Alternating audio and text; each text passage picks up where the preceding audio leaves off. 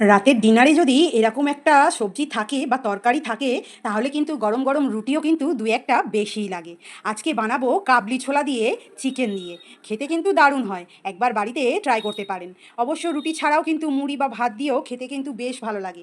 আবার যদি সন্ধেবেলার আড্ডায় যদি একটুখানি শুধু খেতে ইচ্ছা করে স্যালাড দিয়ে, সেটাও কিন্তু বেশ জমে যাবে।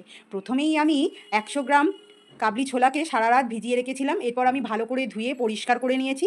নিয়ে আমি একটা প্রেশার কুকারের মধ্যে কাবলি ছোলাগুলো দিয়ে দেবো আমি একটু ডুমো ডুমো করে কেটে রাখা অল্প একটু আলু দিয়ে আমি নুন আর হলুদ দিয়ে 2খানা থেকে 3খানা সিটি মেরে নেব, যাতে খুব বেশি গলেও না যায় আর খুব বেশি সেদ্ধও না হয়ে যায়। এরপর আমি কড়াই সর্ষের তেল দিয়ে 2খানা শুকনো লঙ্কা, হাফ চামচ জিরে আর 1 মুঠোর মতো পেঁয়াজ বেশ ভালো করে লালচে করে ভেজে নেব। কেমন লাগছে এই রেসিপি জানাতে কিন্তু ভুলবেন না।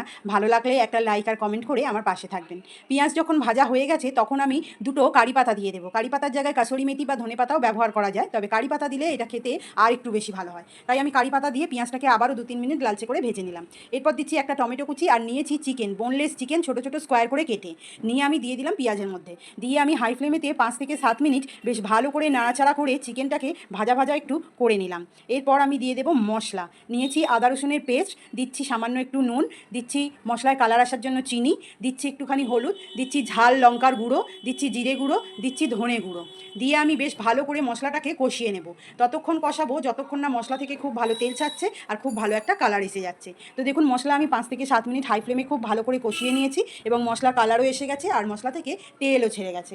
এরপর দিয়ে দেবো আমি সেদ্ধ করে রাখা কাবলি ছোলাকে। খুব বেশি সেদ্ধ আমি করিনি, আগেই বলেছি একটুখানি দানা দানা রেখেছি, তাতে খেতে কিন্তু ভীষণ ভালো লাগে। খুব বেশি সেদ্ধ হয়ে গেলে গলে গলে গেলে খেতে বেশি ভালো লাগে না।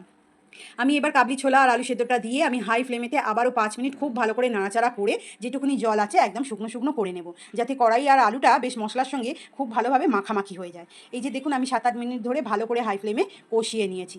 এরপর আমি দেবো পরিমাণ মতো জল, যতটা গ্রেভি বা ঝোল রাখবো ঠিক ততটাই পরিমাণ মতো জল দেবো। আমি এখানে সেদ্ধ করে রাখা কাবলি ছোলা আর আলুর যে জলটা ছিল সেটাই ব্যবহার করেছি, আর এক্সট্রা জল ব্যবহার করিনি। দিয়ে আমি এটাকে নাড়াচাড়া করে আমি এটাকে ফোটার জন্য ছেড়ে দেবো। ফুটে উঠলেই রেডি হয়ে যাবে আজকের আমাদের চিকেন কাবলি ছোলার তরকারি। তরকারি বলুন মশলা বলুন যাই বলুন রেডি হয়ে যাবে। তো দেখুন ফুটে গেছে, বেশ একটু ঘন ঘন হয়ে গেছে।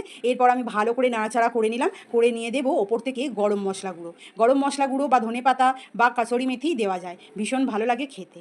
টাটা বন্ধুরা।